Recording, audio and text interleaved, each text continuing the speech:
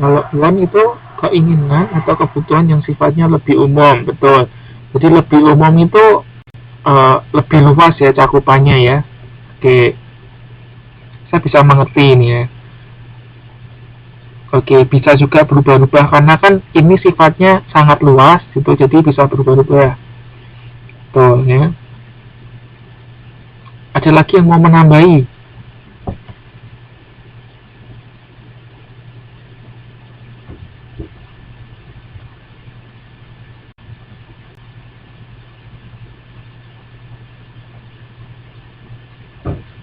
Oke deh, saya sampaikan aja langsung ya.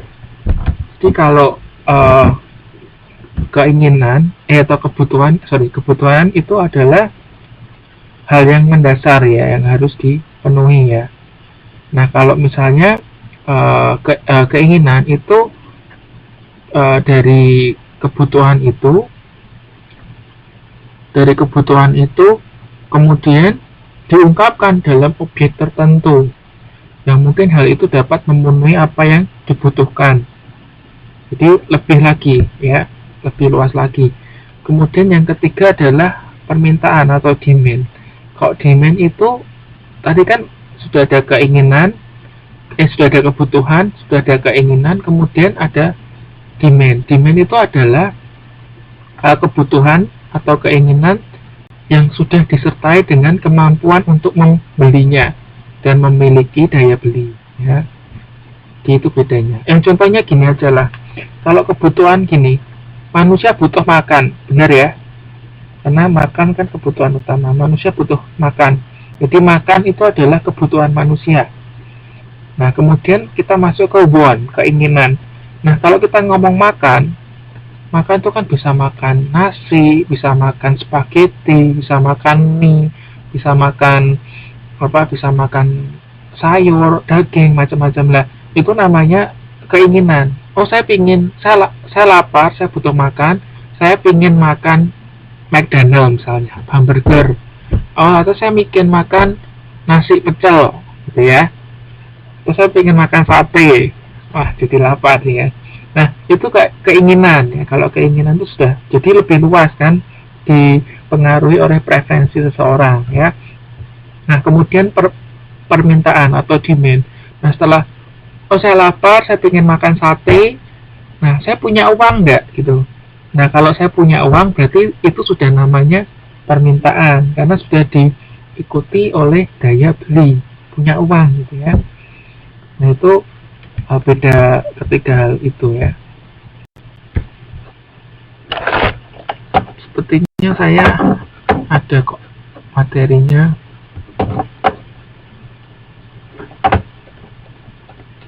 Oke, saya ada ini. Oke, ini.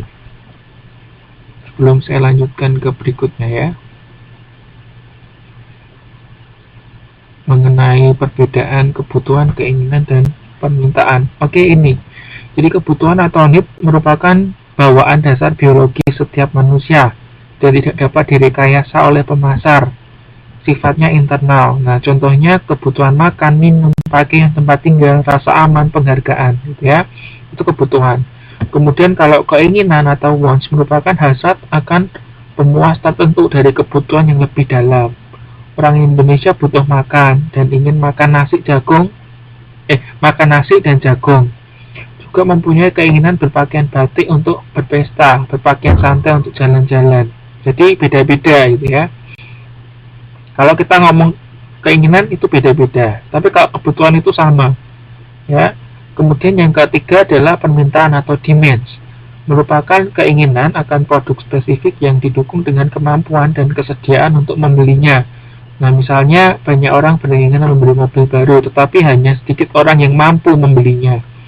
Mereka yang tidak mampu membeli mobil baru harus mengukur keinginan mereka dengan kemampuan membelinya.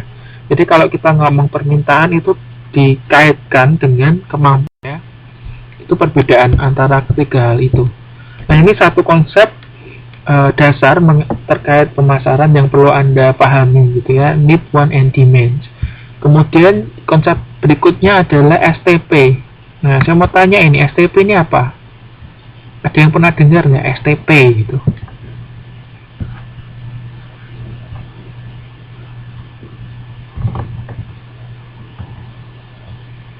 Mbak Nuriani atau Bu Priyatni atau Mbak Ali atau Mbak Neva?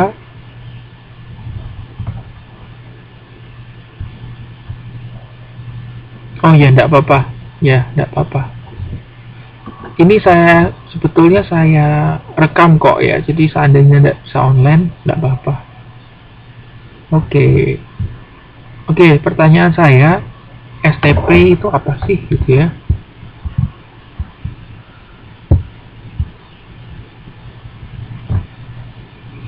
Jadi konsep yang kedua itu kan adalah STP.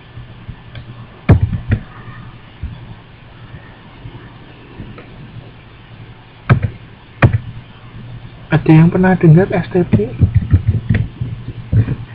SPT, STP ya, STP. Oke, saya maklum kok. Soalnya Anda mahasiswa administrasi niaga gitu ya. Kalau Anda mahasiswa manajemen gitu ya, pasti tahu kalau saya tanya STP. Sudah pernah saya tes itu ya. Ya, jadi dari semester sebelumnya saya kalau tanya ke mahasiswa manajemen, mereka selalu tahu, oh STP itu adalah segmentasi, targeting, dan positioning. Mereka akan tahu gitu ya. Oke, nggak apa-apa. Saya lanjutkan ke STP berarti ya.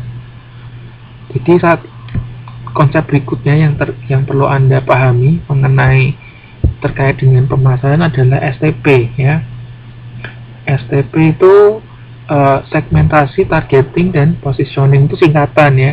Jadi kalau kita mau melakukan menciptakan satu strategi pemasaran, kita perlu melakukan ini proses segmentasi, targeting, dan positioning. Nah, kemudian apa sih segmentasi? Segmentation is identifying meaningfully different group of customers. Jadi kita mengidentifikasi grup-grup. Jadi kalau kita ngomong customer itu kan macam-macam gitu kan. Ada mungkin kita bisa ini Anda lihat di sini. Ya, jadi ada beberapa dasar segmentasi. Ya, ini. Jadi ada berdasarkan geografis, ada berdasarkan demografis, psikografis, perilaku. Nah, kalau kita bisa mengelompok-kelompokkan itu akan mempermudah kita gitu. Jadi kan sebuah perusahaan itu kan nggak mungkin bisa memenuhi semua kebutuhan, gitu kan? Karena kan orang itu kan macam-macam ya. Dari jenis kelamin aja sudah beda-beda, kan? Ada yang laki, ada yang perempuan, gitu kan? Kemudian dari umur juga macam-macam, ada yang bayi, ada yang remaja, ada yang dewasa, ada yang sudah tua gitu. Nah, jadi itu pasar itu perlu disegmenkan, diklasifikasikan, dipecah-pecah gitu ya istilahnya.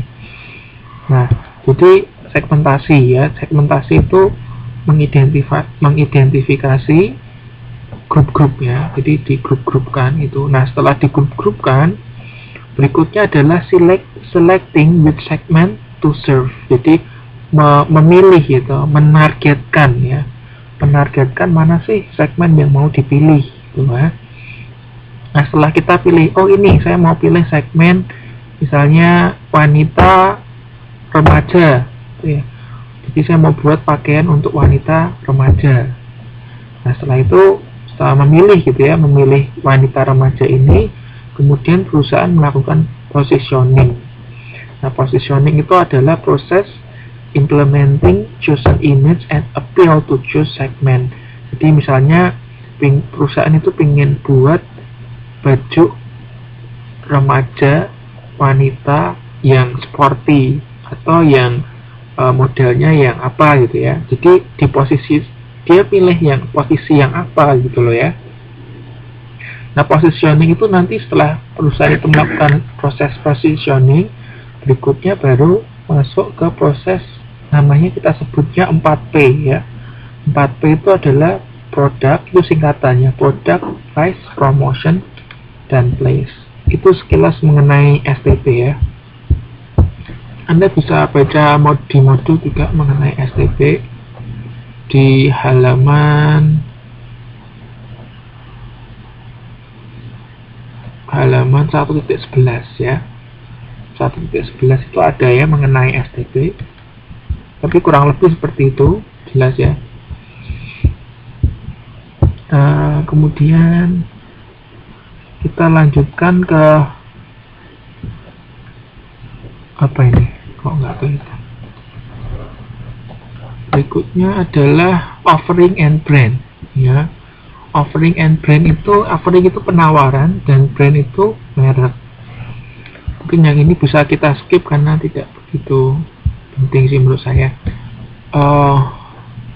Nanti Anda bisa baca sendiri di modulnya mengenai ini. Kemudian konsep berikutnya adalah nilai dan kepuasan. Oh ya, ini penting. Kalau nilai dan kepuasan itu penting ya. Jadi seorang pemasar gitu ya, seorang marketer itu perlu memberikan kepuasan, kepuasan kepada pelanggannya gitu ya. Nah, apa sih itu nilai dan kepuasan pelanggan? Oke, saya sudah siapkan kok materinya di slide 7. Oke, di slide 7 ini ya. Jadi kalau value itu nilai ya, value itu nilai pelanggan, maksudnya adalah jadi nilai atau value ini mencerminkan persepsi yang bersifat nyata atau tidak nyata dari pelanggan dengan membandingkan keuntungan dengan biaya atau pengorbanan yang dikeluarkan jika mengkonsumsi barang tersebut. Jadi kalau nilai pelanggan itu sifatnya nyata atau tidak nyata ya. Nah, itu dengan cara membandingkan antara benefit, perceived benefit itu adalah manfaat yang didapatkan dengan menggunakan suatu barang, kemudian dibandingkan dengan biaya yang dikeluarkan ya, biaya yang dikeluarkan untuk mendapatkan barang tersebut gitu ya. Di nilai itu terkait seperti itu ya. Kemudian selanjutnya adalah kepuasan pelanggan. Nah, kepuasan pelanggan itu ketika ini ya, CS itu customer satisfaction, maksudnya ini di sini. Nah, customer satisfaction itu kepuasan pelanggan. Jadi kepuasan pelanggan itu terwujud jika PV itu bukan present value ya, tapi adalah perceived value atau nilai yang didapetin dari menggunakan satu produk itu lebih besar dari yang diharapkan. Jadi seorang customer itu kan kalau dia pakai suatu produk itu kan mereka punya harapan, misalnya pengen pakai sampo, beli sampo Sunsilk gitu ya, beli sampo Sunsilk itu karena harapannya nanti rambutku bisa panjang lurus gitu ya, warnanya hitam atau apa gitu ya. Nah, terus dipakai itu, beli Sunsilk dipakai, ternyata hasilnya memuaskan. Jadi nilai yang dia dapetin, manfaat yang dia dapetin itu lebih besar dari yang diekspektasikan. Nah, dari sini kita lihat bahwa CS atau customer satisfaction-nya terpenuhi gitu ya. Jadi dua konsep ini yang perlu Anda pahami ya, terkait dengan pemasaran. Karena sebetulnya tujuan dari pemasaran itu adalah ini, mewujudkan customer satisfaction, mewujudkan kepuasan pelanggan. Jadi kesuksesan seorang marketer atau pemasar itu adalah apakah dia mampu mewujudkan kepuasan kepada pelanggannya. Itu ya. Itu oke. Kemudian konsep lainnya yang perlu Anda ketahui adalah saluran pemasaran atau istilahnya marketing channels ya, marketing channels. Ketiga jenis saluran itu adalah saluran komunikasi yang fungsinya untuk mengirimkan dan menerima pesan dari pasar sasaran. Misalnya majalah, radio itu juga termasuk saluran komunikasi. Jadi untuk mengkomunikasikan lah ya, mengkomunikasikan produknya kepada pasar sasaran.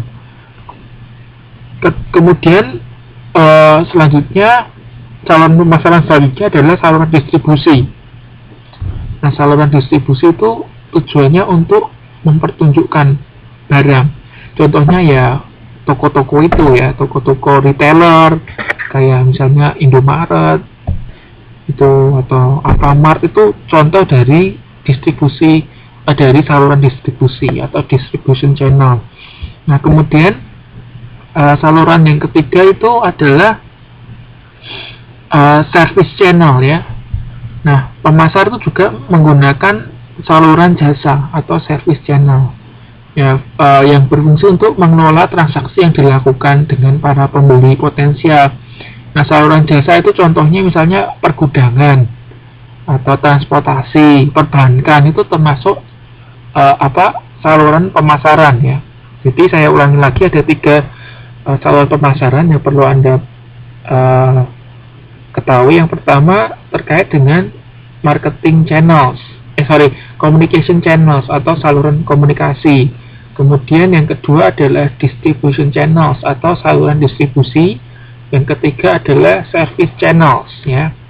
Coba saya tes ini. Kalau perusahaan perbankan ya, tadi sudah saya sebutkan sebetulnya. Perusahaan perbankan itu termasuk apa nih? Saluran komunikasi atau saluran distribusi atau saluran jasa perbankan. Oke, betul.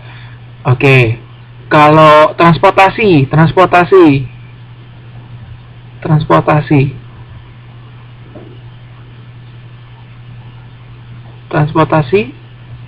jasa juga, betul. Kalau misalnya kayak Carrefour, Hypermart, Matahari, itu termasuk apa itu? Iya, distribusi. Jadi untuk mendisplay barang kan kita displaynya di situ kan, di 7-Eleven atau di Indomaret ya, itu termasuk distribusi ya. Kemudian kalau kayak iklan, radio, TV itu apa itu? Saluran komunikasi ya, komunikasi ya. Oke, sudah ngerti ya. Sudah ngerti, saya lanjutin. Mengenai rantai suplai. Jadi rantai itu kan, yang namanya rantai itu kan terkait. Nah, kalau rantai suplai itu dari barang itu belum jadi sampai barang itu sampai ke konsumen. Nah, jadi ini rantainya semakin panjang. Jadi kalau tadi saluran pemasaran itu kan dari perusahaan ke customer tok gitu ya. Nah, kalau rantai suplai itu dari barang itu belum ada. Jadi dari beli bahan mentahnya sampai diprosesnya sampai terakhir ke tangan konsumen, itu terkait dengan rantai suplai atau supply chain ya namanya ya. Jadi itu berawal dari proses bahan mentah sampai diproses sampai jadi produk akhir hingga sampai di tangan pelanggan. Itu rantai suplai. Kemudian persaingan, saya pikir nggak perlu saya jelaskan ya, gampang ya, persaingan. Kemudian lingkungan pemasaran. Nah, ini mungkin saya jelaskan sedikit. Jadi untuk lingkungan pemasaran atau marketing environment itu ada 2 macam ya. Yang pertama adalah lingkungan gugus tugas atau istilahnya task environment, dan yang kedua adalah lingkungan luas atau broad environment. Nah, lingkungan gugus tugas itu misalnya itu adalah pihak-pihak yang terlibat dalam proses produksi, distribusi, dan promosi. Contohnya itu kayak kalau produksi misal terkait dengan suppliernya ya kan, suppliernya. Kemudian untuk distribusi terkait dengan distributornya atau dealernya. Kemudian pelanggan sasaran itu juga termasuk lingkungan gugus tugas ya.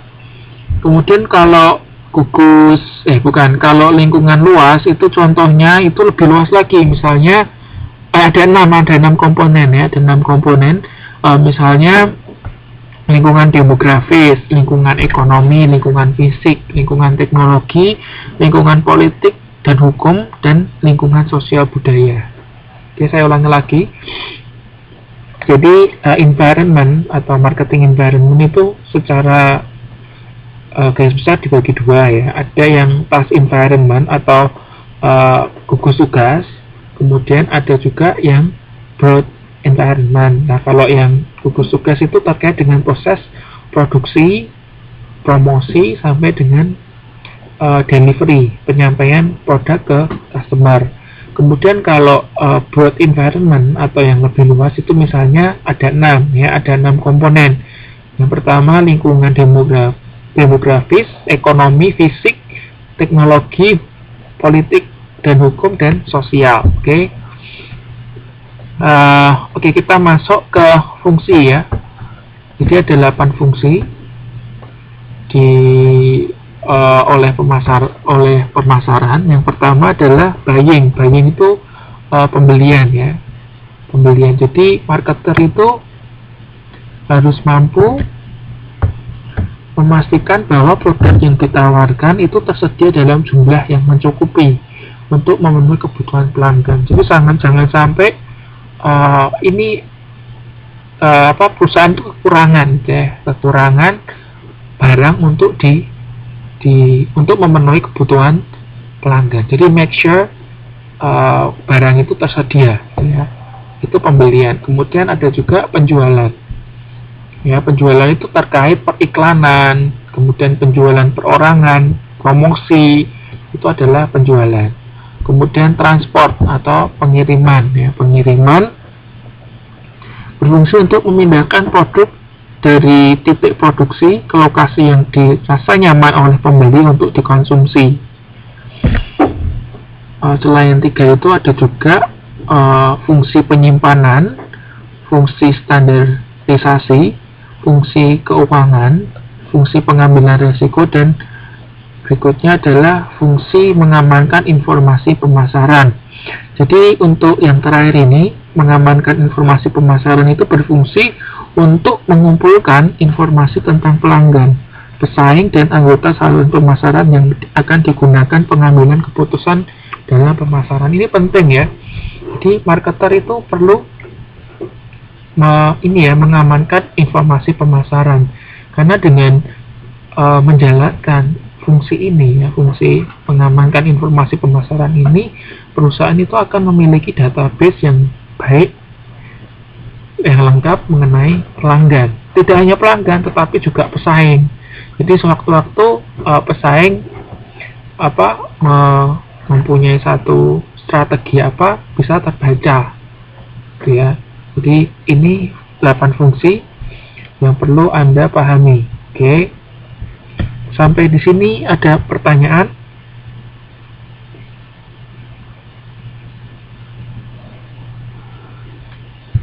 Oke, sepertinya gampang ya. Oke.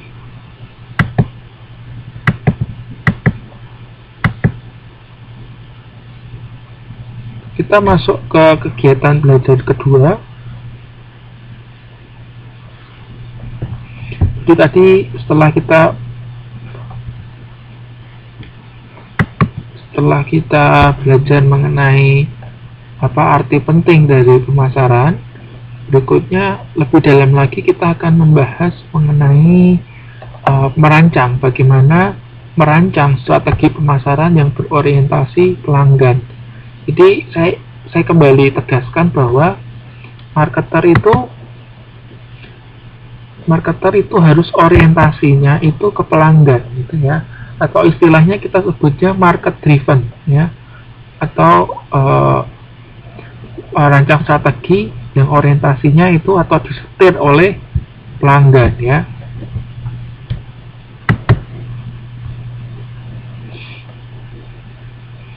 Ada 3 hal yang perlu kita pahami terkait dengan terkait dengan pemasaran yang berorientasi pada kepuasan pelanggan ya, atau istilahnya market driven strategy ya, market driven strategy. Oke, yang pertama adalah value, satisfaction, dan loyalty. Saya pikir tadi sudah kita singgung ya mengenai value, apa itu value, apa itu satisfaction, yang belum loyalty ya. Oke, sebelum saya jelaskan mengenai loyalty, saya mau tanya ini, apa itu value, customer value? Tadi sudah saya sebutkan kan, apa itu customer value atau nilai pelanggan itu apa sih gitu.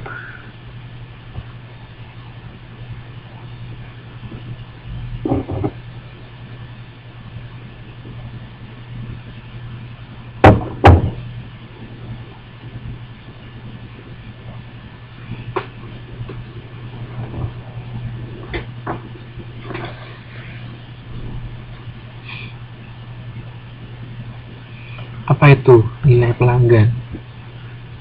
Nilai pelanggan adalah nilai yang dihasilkan dengan cara membandingkan apa yang didapat oleh pelanggan dari manfaat apa yang didapat oleh pelanggan dari menggunakan satu produk dibandingkan dengan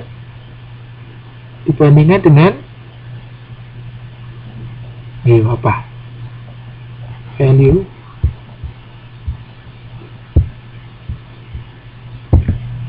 Jadi value itu tadi masih ingat nggak rumusnya? Benefit atau keuntungan dibanding dengan biaya ya. Contohnya misalnya gini loh, aku pakai beli sunsilk harganya 10.000 misalnya loh ya, beli sunsilk harganya 10.000, kok 10.000 rambutku masih rontok gitu ya, berarti value-nya rendah gitu ya.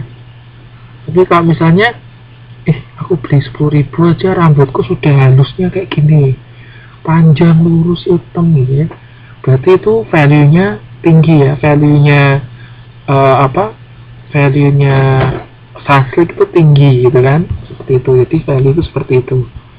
Oke, saya lanjutin. Kalau satisfaction apa? Satisfaction itu apa? Jadi saya bilangnya CS ya. CS itu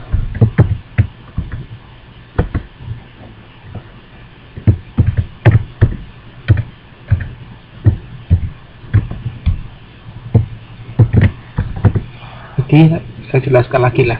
Jadi customer satisfaction itu didapat ketika perceived value atau manfaat yang didapatkan oleh konsumen itu lebih besar daripada EV. EV itu expected value, nilai yang diekspektasikan atau diharapkan. Tadi saya kasih contoh sunsilk gitu ya. Sunsilk itu kan diharapkan gitu ya. Sebelum membeli, konsumen mengharapkan bahwa sampo sunsilk itu bisa membuat sampo rambutnya panjang, lurus, indah, hitam gitu ya. Nah, gimana perceived value-nya setelah dipakai? Apakah hasilnya seperti itu? Atau bahkan mungkin lebihnya ternyata tidak cuman rambutnya jadi lurus, hitam, tetapi juga jadi kuat loh, tidak rontok, tidak ketumbuhnya juga hilang, misalnya seperti itu. Jadi kita lihat di sini customer satisfaction-nya tinggi gitu ya, customer satisfaction-nya dari penggunaan sunsilk ini tinggi. Oke. Nah, selanjutnya biasanya kalau customer itu merasa puas, biasanya akan menjadi loyal. Loyal itu adalah apa? Setia gitu ya. Jadi akan setia. Kalau nggak pakai sunsilk saya nggak mau gitu ya. Pokoknya di mana-mana dicari karena sudah terwujud loyalty, customer loyalty gitu ya. Jadi kalau kita mau menciptakan customer loyalty, kita harus menciptakan customer satisfaction dulu, kepuasan pelanggan dulu. Makanya itu tadi, jadi saya ulangi lagi, marketer itu tugasnya bagaimana mewujudkan kepuasan pelanggan atau customer satisfaction. Oke, saya lanjutkan. Kemudian market